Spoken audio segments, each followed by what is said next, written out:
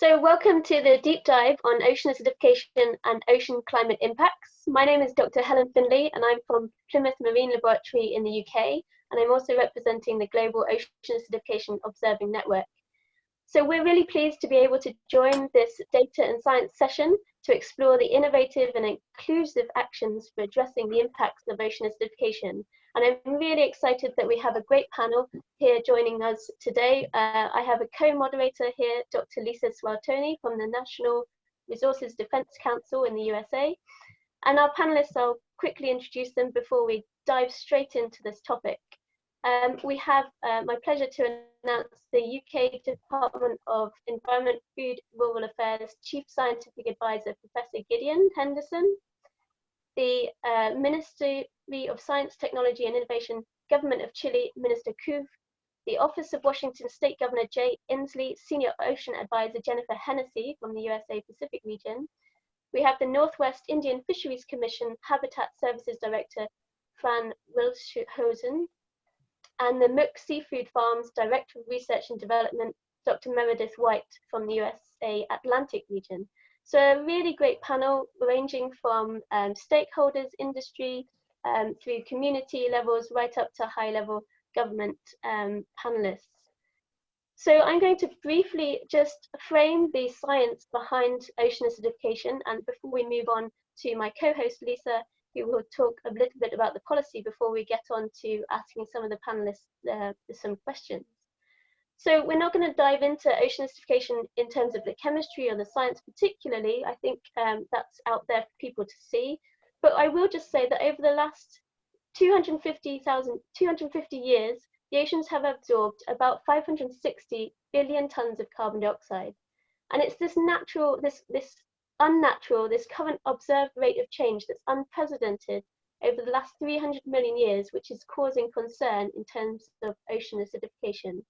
It's resulted in a change in ocean chemistry and an increase in acidity in the surface waters by about 30%.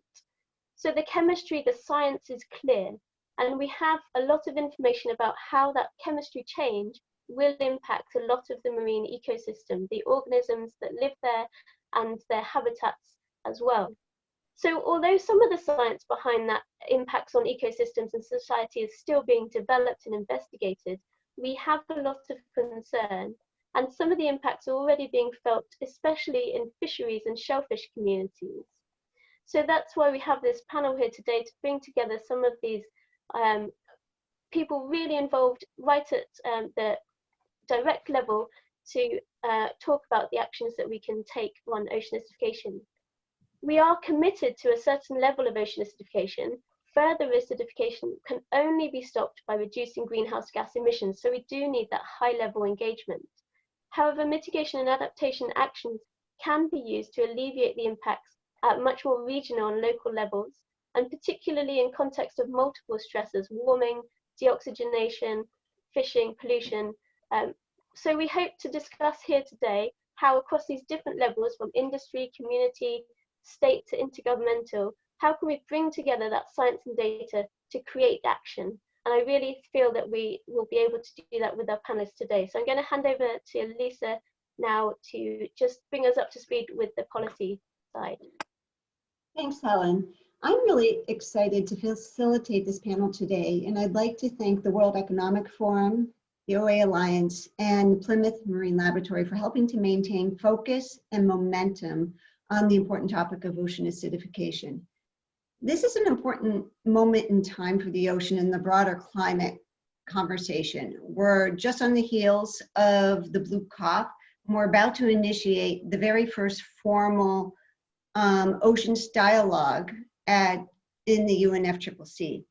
It's hard to believe that it's been 16 years since the very first symposium on the ocean and high CO2 world, but here we are, and the OA community has played an important role in getting us to this point, and they no doubt will play an important voice in that conversation and a source of motivation moving forward. So today I'm eager to hear from the members of that community and how they're contributing to this conversation. and to learn about the concrete actions that government, sovereign nations, businesses, scientists are taking to better understand the problem of ocean acidification and to reduce its threat. So with no further ado, let's get to our first topic of conversation, which will be about collaboration. Ocean acidification is a relatively new field of scientific inquiry, and it's noteworthy that how quickly it's been developing so far. As someone who's observed this from the vantage point of a policy practitioner, I've always been impressed by the role of partnerships in its rapid development. In this first panel, we'll hear about those partnerships and the value of sharing information. Let's begin with Professor Henderson. Professor, the UK has really been a leader on OA and other ocean climate issues through collaborations like the Commonwealth Blue Charter, welcoming the Northeast Hub for the Global Ocean Acidification Network, and now as role as president of COP26. In this landscape, why is it now more important than ever to collaborate internationally? And how can the UK help ensure that ocean impacts like OA, warming, deoxygenation, continue to stay as top priority in climate discussion, particularly within UNFCCC and the opportunity that the Ocean Dialogue presents?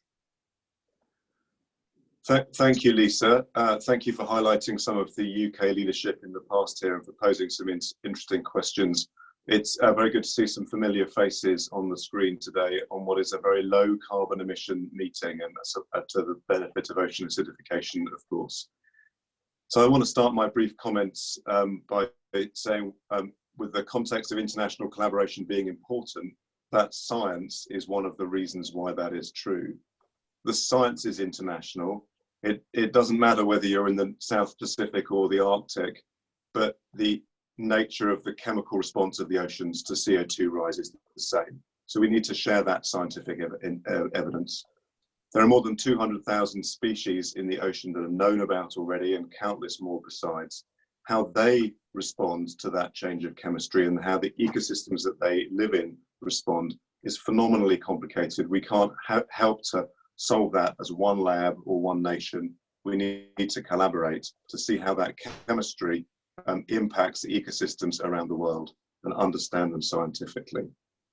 The other reason why we need to collaborate is because the problem is a global problem. CO2 rise happens across the whole atmosphere and drives acidification around the whole ocean. We can't solve this problem by working alone. We have to solve it by working together. In that context, how is the UK seeking to continue to ensure that the oceans stay important in international dialogues? The second half of the question you posed here. Well, the change in ocean that's caused by CO2 rise is substantial. Of course, you've said already that it's ocean acidification, it is deoxygenation. There's also the loss of sea ice in the Arctic, the rising sea levels on our coasts, the threat that changing ocean circulation will alter either heat transport or CO2 uptake of the ocean. One of the things that we have to do in the UK and internationally through our partnerships is to continue to represent those challenges and those threats that the ocean is presenting us with as a consequence of climate change, and to make sure that they are understood and they drive forward the need to lower our CO2 emissions globally. We need to continue, therefore, to keep oceans on the agenda. One of the ways in which the UK is striving to use that impetus to achieve reduced emissions is through leadership towards net zero. And the clear UK ambition to reach net zero and the attempt to lead the rest of the world in that direction with other countries following that pathway, I think is a clear way towards that leadership. We also must recognise that climate's not the only threat on the oceans. As you've mentioned, pollution and over-extraction of resource are other threats. And we must tackle those at the same time for the oceans, and do so through collaboration internationally. UK leadership in those areas include our push towards 30% of the oceans being protected as MPAs by 2030, and our strong support for the idea that nature can be part of the solution, and we can use nature-based solutions to tackle many different aspects of the threat and the change that the ocean is going through at the moment. And I want to end by coming back to science. Another area that we can all lead on scientifically with respect to the ocean is through active participation in the UN Decade for Ocean Science for Sustainable Development, which kicks off next year and gives us an opportunity to really apply more science to some of the challenges that the ocean faces and to keep the ocean challenge on the climate agenda. Thank you. Thank you. Minister Kub, as outgoing president of the COP, Chile created the Platform for Science-Based Ocean Solutions, which is meant as a guide for countries working to incorporate mitigation and adaptation actions into their NDCs. How are regional monitoring networks and bilateral learning exchanges helping to inform this platform? Thank you very much, Lisa, and thank you very much for the invitation. Good afternoon to all of you speakers, organizers, viewers, and friends of science around the world. It's a pleasure to be here with you today. I see familiar faces as well, and I'm very pleased that we can contribute to this panel, especially on the topic of oceans, as the outgoing president of COP25, outgoing presidency of COP25, and in collaboration with COP26. So the platform of science-based ocean solutions is the Chilean COP25 initiative, contribution to the Blue COP, which seeks to generate a confluence space for the community of ocean climate specialists. The platform aims exactly at addressing ocean and climate issues collaboratively, just as Gideon mentioned before me.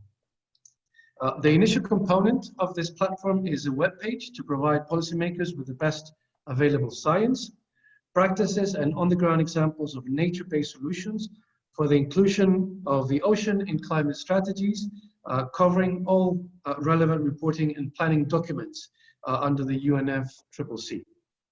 At the Ministry of Science, we're directing our own effort to integrate some of our own initiatives to the platform. In particular, our climate change observation system, which is part of what we call the Data Observatory, which is a new initiative, public-private, that's going to be built in Chile to provide access to data from different aspects of our science. We're going to start with astronomy, but very soon we're going to open to climate change. The observatory will include an ocean monitoring component that I will discuss more in the next topic. And the platform may be also consulted by stakeholders to inform other processes.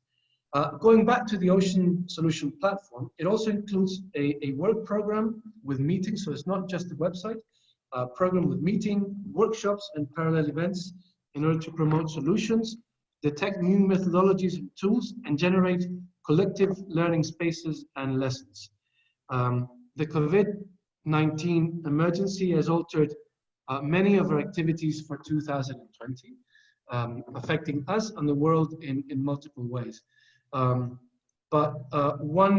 Once we can resume our normal activities, then we will resume also our ocean compromise, which is a part of our international agenda. What we're concentrated today is on building a very strong website to be up and running within the shortest possible time. And the main components of the platform will be a repository of key scientific resources, policy guidance and key resources for policymakers, and a repository of practice-based specific solutions. For example, successful approaches for marine and coastal climate change adaptation and mitigation, particularly nature-based solutions. This will make use of the existing Panorama web platform, a partnership initiative funded by the German government that will be also part of our ocean-based platform. So this is one of our initiatives. This is something that we launched at the COP25 and very happy to promote it in our way to COP26, with which we plan to continue our collaboration, and very happy also that the ocean is also one of the main topics for COP26, just like it was for the Blue COP25. Thank you very much. Great, thank you. I think since we got a little bit late start, we should probably turn to topic 2 and proceed. So Helen? Sure. Yep. So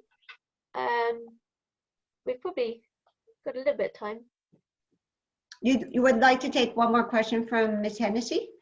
That would be great. Yeah. Yeah. So, Ms. Hennessy, the state of Washington is a small state making a big impact on the issue of ocean acidification for the past decade. Why did Washington State decide to co-create the OA Alliance? And what role does the state see that subnational governments can play within international ocean climate discussions? Thank you, Lisa, and thank you to my co-presenters and all of those attending today. As Gideon mentioned, early on in our efforts to address ocean acidification impacts in Washington State, we recognized the global scale of the problem and that we simply cannot fully address the issue alone. And so collaboration really was key, not just in our region, but internationally. And so the OA Alliance really provides that platform for collaborative action to make sure that we really are taking the kinds of steps that we need to at a global scale. And subnational governments like the state of Washington play an important role within those dialogues in a few key ways. One, by raising the bar, by sharing our experiences with tangible impacts to the ocean from climate change, we are able to really raise the urgency and ambition for climate action. Secondly, we're connecting the dots. For too long, the ocean has been off to the side of climate conversations. And this last year, we were really heartened to be part of the Blue COP and really making sure that we're integrating the ocean into our climate efforts and into those climate commitments, plans, and action and policy actions that we're taking.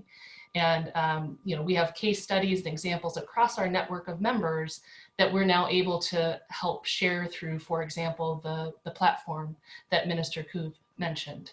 So we feel like that's a very valuable role we can play, is by sharing that knowledge and those experiences and examples. And finally, you know, really inspiring action and sharing knowledge. Really, the scientific understanding on this issue is still emerging. And so by sharing not just the scientific information that all of our members are learning about what species and communities are vulnerable across the world, but also the tangible actions that we can take, no matter what the scale of government we are, to help contribute to solving this problem. So, thank you. Okay, thanks. Helen, you want to move on to panel two? Sure. Thanks. So, yeah, if we move on to the second conversation, which is assessing vulnerabilities and prioritizing actions. So we're really starting to drill down now. Although oceanification happens globally, in order to understand vulnerabilities, we need to really understand what's going on at a much more local level. We know that regionally, scientifically, oceanification be influenced by local conditions, rivers, proximity to land, sea ice if you're in the polar regions, and other stressors.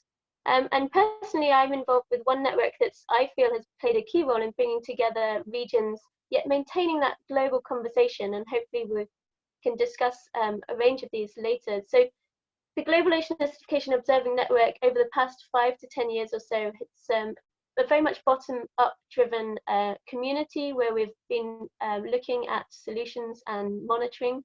But they've put together a lot of regional hubs, and here at PML we lead the Northeast Atlantic Ocean Acidification Hub, which has been supported by the Department of Environment, Rural Affairs and Fisheries in the UK. But we've also had great partnerships and exchanges with Chile, who also have the Latin American Ocean Acidification Network as part of one of their hubs.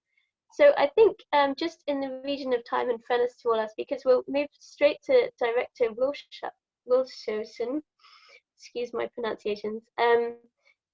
The regional hubs have been great at capacity building and training, and moving forward, hopefully they'll bring us together to share data better. But I think the treaty tribes of the Pacific Northwest, they're co-managers of resources within their usual and accustomed areas, and have treaty reserved rights entitling them to half of the harvestable marine resources in those areas. So it's very much a regional analysis for you guys. What is the significance of salmon, shellfish, and other marine resources to you and other tribes?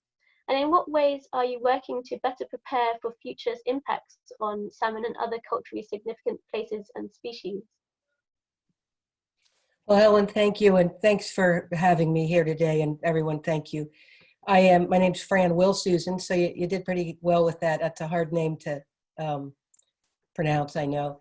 And I'm kind of acting as a member of this panel, but also as a sun blocker right now. So if I turn my camera off or I'm moving around, it's because I'm trying to keep the picture as best as possible. And I am the Habitat Services Director here at the Northwest Indian Fisheries Commission. We're an organization that is formed by our 20-member tribes. And these tribes are very unique, really globally. And so it's really a pleasure and kind of exciting to be here talking to you all today. In that they have reservations and places that are their homelands, like you would expect, but they also have very broad extraterritorial management authorities. And so we work with Jennifer in the state of Washington as co-managers of many of these resources and on many of these actions that are so critical. And like the state of Washington, and like you all, the tribes understand that they can't do this alone. And that's why we want to participate and are grateful for the OA Alliance and being able to participate in that. Also on the panel, not specifically on the panel, but with us today, you can see Tommy Moore's name. He's a oceanographer, also working for the Northwest Indian Fisheries Commission, and Eliza Giddis, who's our climate scientist. To me, I wanted to point those folks out because that shows the commitment and the importance of this issue to our member tribes, that they're employing these kinds of experts and technical resources to support them. As far as how important is it, there is no way to quantify or overstate the significance of salmon, shellfish, and marine environments to the tribes of the Pacific Northwest. Just as a quick story, during treaty times, that's back in the mid-1800s here, the idea was to move tribes onto reservations out of their kind of broad, across the landscape kind of life way. And as they were identifying and populating these reservations, the idea that they could convert them to farmers seemed like it was going to be possible. And so the US government spent lots of time getting equipment and being ready to train these people to become farmers. And the Makah tribe is one of our tribes out in the peninsula here. They actually, there's records where they took the pitchforks that were provided to them and actually turned them into halibut hooks so that they could continue their own lifeways. Salmon and shellfish really define who the tribes are as people and communities. And when the treaties were negotiated with the United States, access to these resources were prioritized. The biggest work that tribes are doing out here is about resiliency. It's about recreating ways to adapt and reinforce the watersheds in their homelands. And so we're doing a lot of work on riparian protection.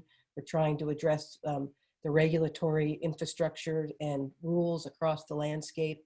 We're doing restoration and protection to try to create some resiliency and deal with the effects of the watershed on issues like ocean acidification.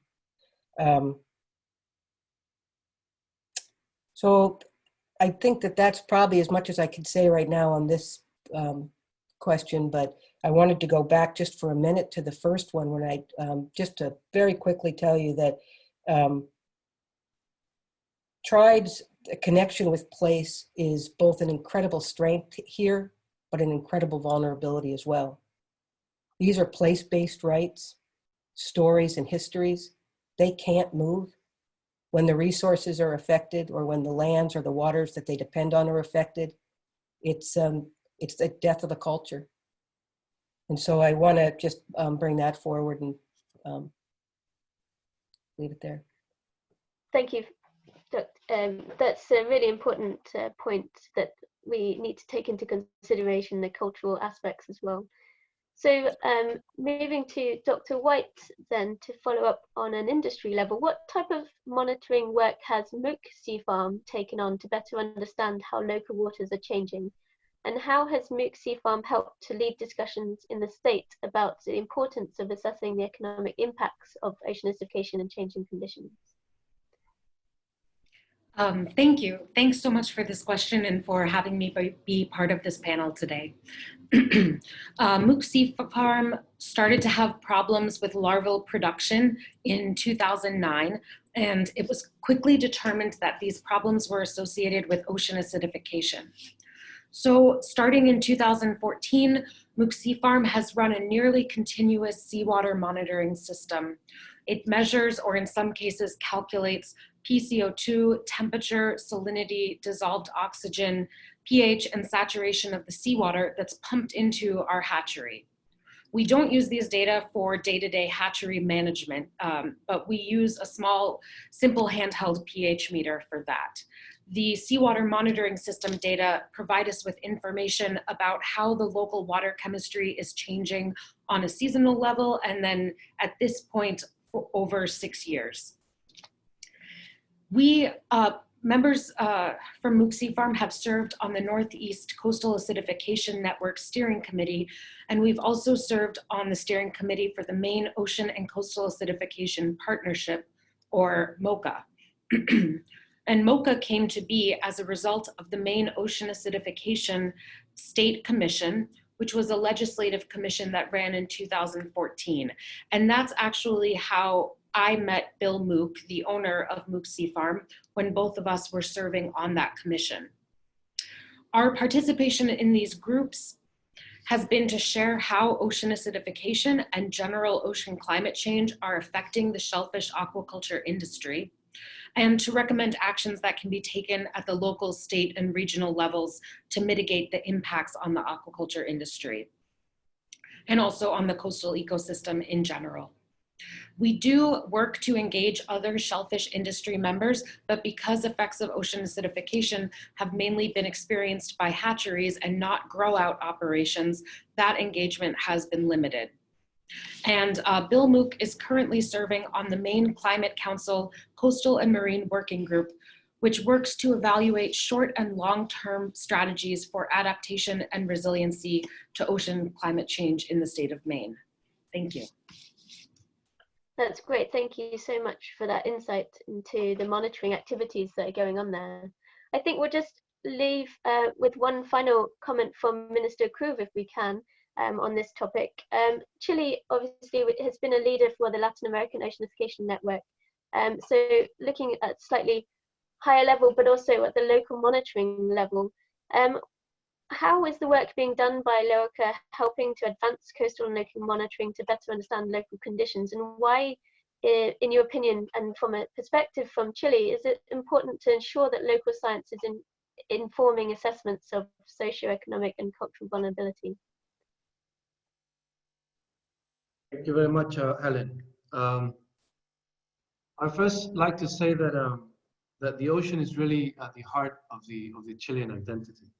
And in our coastal ecosystem is very long and it's very heterogeneous. We have river discharges, we have upwelling areas, we have the ice melting, glaciers in the fjords in the south of Chile, and many drivers of seawaters that drive pH and CO2 variability in this long range. A recent study demonstrated that marine populations experience variable periods of exposure to low pH and to high CO2. And we need to consider that this is a very complex system. Along the coastline, there are many peculiarities about our territorial sea, including areas that are very sensitive to human induced impacts, such as channels and fjords, which are very, very sensitive to this manipulations.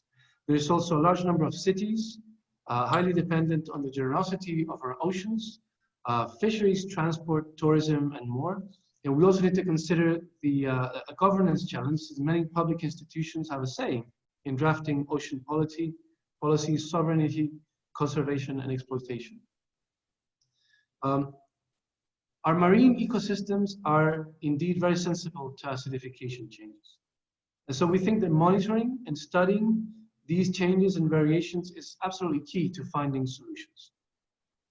We know that our scientists have been monitoring our oceans and coastlines for years now.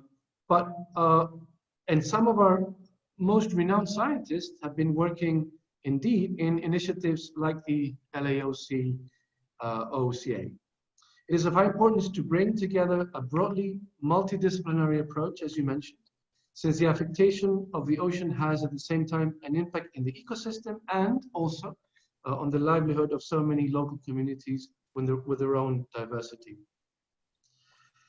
We're talking about vulnerability, and I think that one of the vulnerabilities that we see as the Ministry of Science is the lack of information.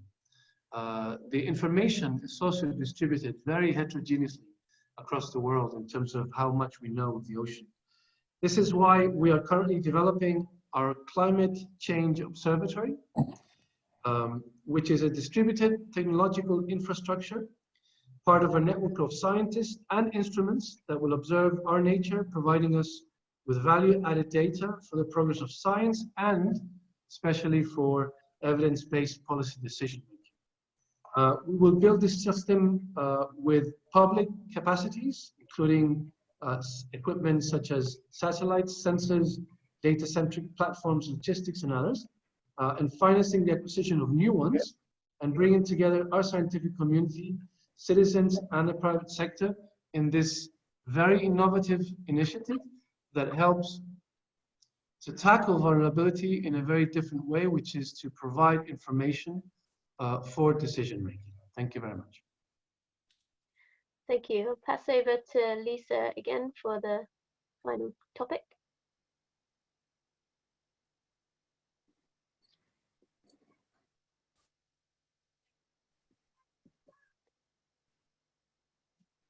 Lisa? Lisa, your microphone is blocked.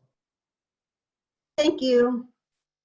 So we're going to take a slightly deeper dive into the topic of adaptation in this final panel of questions.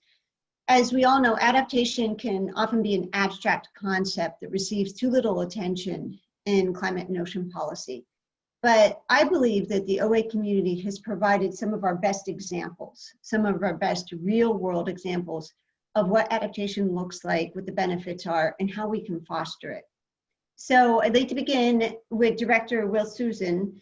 You already alluded to the importance of resiliency and adaptation in the tribe's work on ocean acidification, given how highly exposed the tribe is to the impacts of OA and other climate stressors, but also, you know, what's at stake for the tribes. So I'm wondering if you can go into a little bit more detail on what you're doing to reduce the worst impacts of OA. Well, and feel free to, all of you and Lisa, to ask for more detail if I don't give enough, because it's hard to gauge on something like this of how much to give. But it's really watershed and homeland resiliency are the #1 priority, as I mentioned before. And tribes are working through restoration of ecosystem function, protection of those same functions, and then ultimately trying to maintain connectivity of the aquatic systems that sustain them.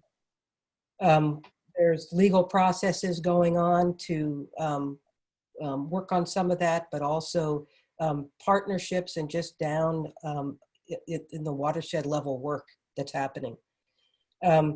Science, tribes have incredible depth and capacity in science. They're conducting regulatory oversight. They're concerned about their cultural and economic kind of revitalization in a clean, sort of sustainable way, as well as political activism. All these are part of that. So ocean acidification and the effects of global climate change, it affects almost every aspect of the treaty reserved resources, these salmon and shellfish that I mentioned before, run timing, and really just their very existence, let alone access. Tribes are contributing to what I want to kind of the 3 pieces I want to hit on is the science, quality science to try to understand and effectively respond, but also combining that with the strength of their traditional knowledge. And I'll give you an example of that in just a minute. And then tribal leadership provides really powerful political strength as they really work to bring the commitments that are embodied in their treaties to the decision-making that's so important to making this adaptation and resiliency real. So I talked about the traditional knowledge and science to try to understand these environmental changes and implementation of these adaptation strategies. And there's some real basic work that's going on, just doing vulnerability assessments. Where are they on the landscape? What is the concern? What can they do? There's a certain amount of hoping you can stop what's happening, but there's also some adaptation that has to happen. So conducting individual vulnerability studies and then related adaptation plans, and then beginning to implement those. And none of this happens, I shouldn't say none of it, not much of it happens singularly. It happens in watersheds across the state, across the country, and as you all know, as we're trying to carry out more today, around the globe. So some specific examples. Some of our tribes are participating in developing a network of sensors that measure changes in the marine chemistry. Another example, and I'm just going to read from a list here, is studying some of the traditional shellfish management techniques, just to see how they might be able to help buffer the effects of ocean acidification. And this is one of my favorite ones to talk about because it really is a moment where tribes are finding out that their historical knowledge, their stewardship, their millennia on the landscape brings forward some potential understanding that could have big effect today. Clam gardens, or something that was used just how long ago, you know, time immemorial kind of speaking. And we're finding out today that reviving that idea of really managing the nearshore landscape could create some additional resiliency to being able to maintain those species that are so important to tribal culture. The Makah tribe is pioneering a geochemical analysis to try to track the effects of ocean acidification on some of their shellfish resources. The Suquamish tribe is going the education route. They're working on curriculum and getting it into the schools and helping to build understanding of what this means here and how people can help. Here at the Northwest Indian Fisheries Commission, we're working to support our tribes in facilitating a ocean acidification research project that will be collaborating all those things that will help to bring together the strength of the individual tribes. In Western Washington, there's a tribe in almost every watershed, and they have management authorities across all the waters. And so that place-based strength combined with the state of Washington and other NGOs and folks across the region is a pretty powerful tapestry. And so we're trying to help connect that. And then the Northwest Indian Fisheries Commission and 5 of our member tribes have joined as an affiliate, the commission as an affiliate member and tribes as government members with the Ocean Alliance. So Ocean Acidification Alliance. So those are just some quick examples. And if you want, if there's more detail, you know, I'd be happy to talk more about that. Great, thank you. That's a rich portfolio of work. Dr. White, Mook Sea Farm, as you know, has been on the leading charge to explore innovative adaptation and resilience strategies. I'm wondering if you could describe how the hatchery is doing 2 things, working to buffer seawater, and also how they're exploring the ability to selectively breed tolerance for OA and maybe some other stressors in the oysters. Thank you. So in the hatchery, we are pumping water into tanks on land. That means we can control every aspect of the water. We're not working in an open watershed, and that's important to understand. We've determined that when we buffer the seawater that we use in our oyster hatchery, we have significantly more reliable larval and juvenile production. So since 2009, we buffer all of the seawater used in the hatchery.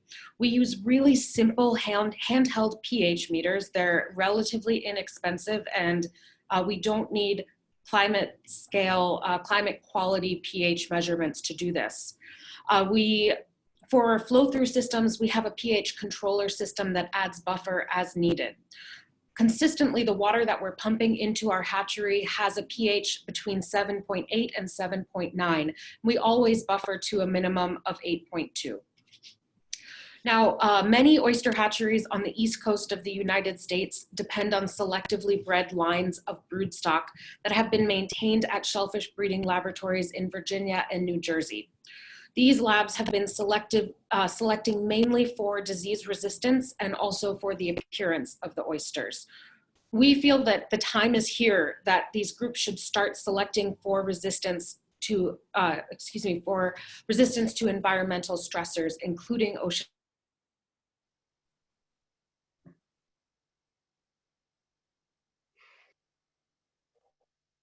Oops.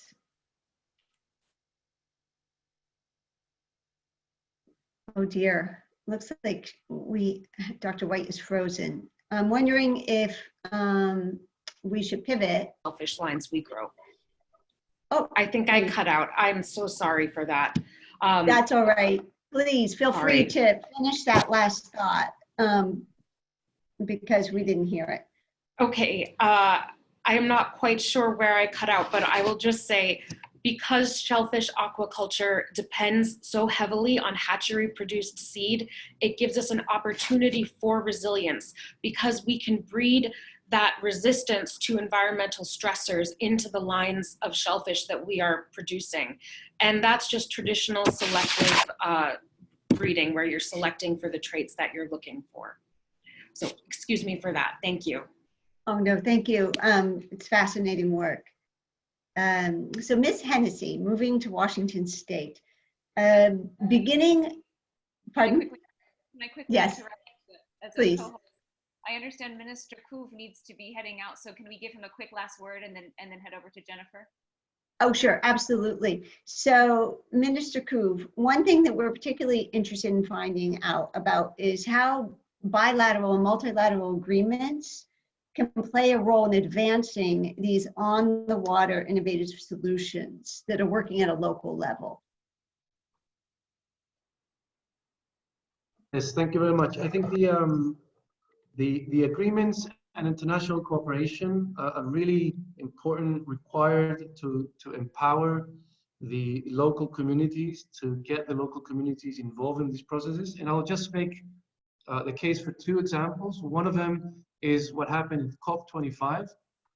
At COP25, attending the COP25 and having the Chilean presidency allowed us to coordinate a group of scientists that worked for the entire year. We had more than 260 scientists working in 7 groups throughout the year, and one of them was in particular in the topic of oceans. They gave us recommendations, and now we're turning those recommendations into a plan of action, which includes the Climate Change Observatory, as I mentioned before. So basically, the international community making a multilateral call, and then the local scientists responding very, very actively with something that will be very valuable locally. The second is what we have been knowing and learning about the Chile-California Council, which has been developing a very strong program of coastal research, of coastal action in a way that involves the research community, the private communities, ONGs, NGOs, and also other actors. So basically from this, in this case, a bilateral sort of communication, then we bring it down to the local level by interacting with multiple types of communities, including research and local communities. So I would say that to us in the Ministry of Science, these international networks, both at the multilateral and bilateral level, really help us to get down to earth the Chilean scientific community working in specific topics and interacting with different actors that we now consider essential in what we call the science ecosystem. That really needs to provide the knowledge, the technology, and the innovations for these solutions. Thank you very much, and I apologize I have to leave, but it's been a real pleasure to share this initiative with you. Thank you very much. Thank you. Thank you, Minister Couve, and have a good day. So I think we have time for another few questions, or at least one more question. Back to Ms. Hennessy in Washington State. Ever since the Blue Ribbon Panel way back in 2012, feels like a while ago, Washington State has been investing in adaptation strategies and researching, resilience. Can you describe some examples of how Washington has approached the policy and partnerships that are important to pursuing those strategies? Yes, great, thank you so much. It has been a long time that Washington's been working on ocean acidification, and the fact that we had a comprehensive plan really did lay a foundation for us and a roadmap for continuing collaboration. So that Blue Ribbon panel brought together affected business interests like the shellfish industry, academic scientists and researchers from our universities and federal and state agencies, as well as other important governments like tribes that really play an important role in understanding and managing the resources. So, it was that diversity that really helped us lay that foundation. And since that time, we've been able to do things like investing in monitoring at shellfish hatcheries that, as Dr. White mentioned, have allowed them to adjust the pH coming into those hatcheries and improve the survival of the larval shellfish. There's also been work in a public-private partnership to evaluate the role that aquatic vegetation like kelp can play in buffering seawater. And we've invested in our state agencies in doing further research around that topic, trying to understand, again, these nature-based solutions and how they might be able to help with adaptation and resilience of the ecosystem. We also have invested in an OA center at the University of Washington, which is really designed to help support and connect the variety of researchers and scientists doing work in this field. And that has enabled us to do a couple of things, in addition to just the foundational science of monitoring the system and helping people understand what's going on. They have worked to develop a forecast model that's a short-term model that looks out 3 days and provides those conditions that are expected. And that's a really valuable thing for, again, adaptation by the industry in terms of their practices. They're also looking at what other species might be vulnerable to ocean acidification and which ones might have some additional adaptive capacity or be a little bit more resilient to ocean acidification. So we're learning more about the variety of species that could be at risk, but also what are those species that might do better. And for example, our native Olympia oyster appears to be one of those species that may be more resilient to ocean acidification. So that's a really important tool for us and important information for us to have. And then finally, in terms of other adaptation, we're looking at better understanding the other stressors that can exacerbate global ocean acidification.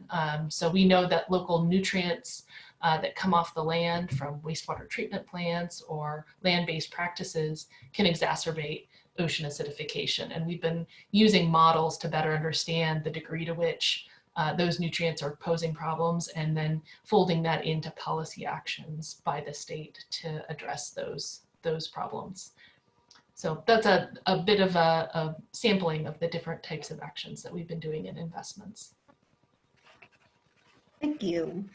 Okay, so I think we can pivot to Helen and concluding the panel. Do we have time for a quick, Jessie, are there any questions from the audience? This is Jessie. I'd say if there are any questions, go ahead and use the Q&A box that is available through Zoom, and we'll see if we can queue any of those up, but also recognize that we'll wrap up in a couple minutes here. And thank you to all the participants and attendees today. It's been really great to have you here. So I think we'll just wait to see if any Q&A questions come through. But so in order really to conclude, then we've had a great variety of information here, and this coming decade has been nominated both the UN Decade of Ocean for Sustainable Development and the UN Decade for Ecosystem Restoration. And I think those two tie in very well together. Particularly, we've heard a lot about resilience, both in terms of species and organism resilience, but also community resilience. And I think those words have come up several times in this discussion. But those are two examples of high-level frameworks which can help on-the-ground actions. And there are many others which rely on kind of multi-stakeholder and governmental collaborations to turn knowledge into action. We also know the next 10 years are needed to have rapid action in order to maintain our world below the 2 degrees Paris Agreement. So I just want to kind of conclude quickly by asking the panelists a little bit of a fun thing, hopefully fun. In 3 words, if you can tell us, borrowing from the Decade of the Ocean tagline, or what is the ocean you want with respect to ocean acidification? And I'll hand that straight back to Ms. Hennessy first of all. Well, I know that we were asked for 3 words. I might sneak in a 4th because I think healthy ocean, healthy people is really what I think is what we're all about. As Fran eloquently said, you know, there's a cultural, social, and economic reliance that we all have on the ocean. And so we need to focus on having a healthy ocean so we can have healthy people. Fantastic. And Director Wilson. Well, I have to say we've had fun with this. Depending on what part of the day we were thinking about it, we came up with other stuff with different pieces of it. But you know, it really came down to treated with respect. We talked about things clean, healthy, resilient, even the idea that water is life. But at the end of the day, the scope of the function of the ocean and that treating it with respect is what we came down to. That's fantastic. Yeah, that's a good one, that one. And finally, Dr. White, pass that one over to you. The ocean that I want is productive, resilient, and biodiverse. Fantastic. So, Jessie, unless we have any comments coming through. I think I think we have a couple questions for probably past panelists, which I can connect folks with. So, so I think we're okay to conclude, and we'll be right on time, which feels good. Fantastic. Well, it's been an absolute pleasure to hear from all of the panelists today, and thanks to also to Professor Henderson and Minister Kuv, who've had to leave early for other meetings. I'd just like to wrap up then really by saying we've heard so much about data and science knowledge and how important it is to share that information, particularly when it comes to thinking about regional and local conditions, and we all can connect locally. So although these issues are happening on a much global scale, I don't think we can get away from the fact that we really need to connect down to these local levels. So being able to really directly provide options for actions for stakeholders, for industry, for communities, and we've heard a variety of those, we need to be able to share this data and the science. And I think the ocean acidification community has a set of good networks to really be able to facilitate that.